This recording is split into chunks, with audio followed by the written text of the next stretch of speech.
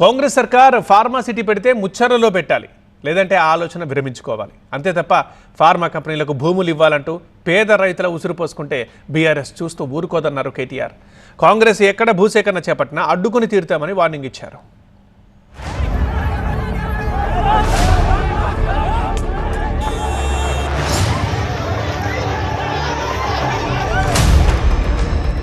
ముచ్చర్ల వద్దంటే ప్రభుత్వం చింతించక తప్పదన్న కేటీఆర్.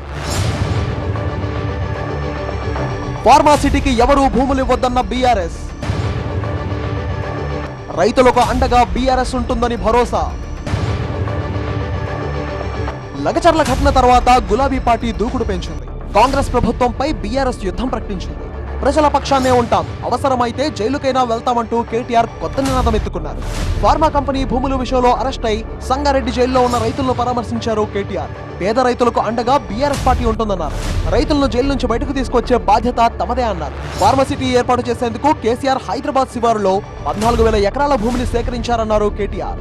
కాంగ్రెస్ ప్రభుత్వం ఫార్మసిటీ ఏర్పాటు చేస్తే అక్కడే ఏర్పాటు చేయాలన్నారు. ఫార్మాసిటీ అని కేసీఆర్ పెడితే హైదరాబాద్ దగ్గర 14,000 ఎకరాలు సేకరిస్తే అది వద్దు, రద్దు, అక్కడ రియల్ ఎస్టేట్ దందా చేస్తా, మా అన్నగాన్లకు అక్కడ మా తమ్ముళ్లకు అక్కడ నేను భూముల సంతర్పణ చేస్తా, ఫార్మా విలేజ్ల పేరిట ఇక్కడ సంగారెడ్డి జిల్లా న్యాల్కల్లో, అక్కడ కొడంగల్లో, ఇంకా అట్లనే మిగతా తెలంగాణలో కూడా ఒక 20 ఫార్మా విలేజ్లు పెడతా అని చెప్పి ఏదైతే ఇవాళ రేవంత్ రెడ్డి కొన్ని వికృతమైన అనాలోచితమైన ఆలోచనలు చేస్తూ ఉన్నాడో, ఈ విషయంలో సంగారెడ్డి రైతులైనా సరే, న్యాల్కల్ రైతులైనా సరే, కొడంగల్ రైతులైనా సరే ధైర్యంగా ఉండండి. మీకు బీఆర్ఎస్ ఉన్నది, మీకు కేసీఆర్ ఉన్నాడు, మర్చిపోవద్దని చెప్పి నేను విజ్ఞప్తి చేస్తా ఉన్నా.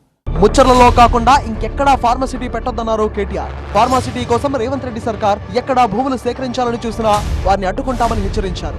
రైతులెవరూ ప్రభుత్వానికి భూములు ఇవ్వొద్దన్నారు. రైతుల పక్షాన బీఆర్ఎస్ నిలబడుతుందన్నారు బీఆర్ఎస్ వర్కింగ్ ప్రెసిడెంట్. చాతైతే రాజకీయ నాయకులుగా మాతో తలపడు, అంతేగాని పేదలకు ఈ రకమైన కష్టం కలిగించవద్దు.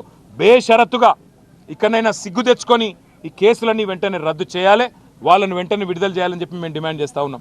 దాంతోపాటు ఇంకా రాష్ట్ర వ్యాప్తంగా ఫార్మా విలేజ్ల పేరిట సంగారెడ్డిలో కావచ్చు, ఇంకొకడ కావచ్చు, ఏదైతే ఇవాళ పేదల నోళ్లు కొట్టే ప్రయత్నం జరుగుతుందో తప్పకుండా అక్కడ కూడా బీఆర్ఎస్ పార్టీ పేదలకు అండగా ఉంటుంది, రైతులకు అండగా ఉంటుంది అనే మాట కూడా మీకు చెప్తూ. సీఎం పదవి శాశ్వతం కాదన్నారు కేటీఆర్. రేవంత్ కు చేతనైతే తమతో కొట్లాడాలన్నారు. అంతే తప్ప పేదలకు అన్యాయం చేస్తామంటే చేతులు కట్టుకుని కూర్చునే ప్రసక్తే లేదన్నారు ఆయన.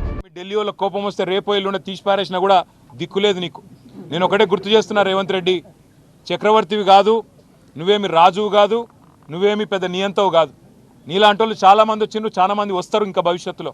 ఒకటి మాత్రం పక్కా, పేదవాళ్లతోని ఎస్సీ ఎస్టీ బీసీలు చిన్న సన్నకారు రైతులు ఉన్న మొత్తం భూమిని నేను గుంజుకుంటా, ఏమన్నా చేస్తా, నేను కొడంగల్ మాత్రం మా అల్లునికి ఫార్మా కంపెనీ పెట్టిస్తా అంటే ఇది తెలంగాణ సమాజం మాత్రం తప్పకుండా తిరగబడుతుంది.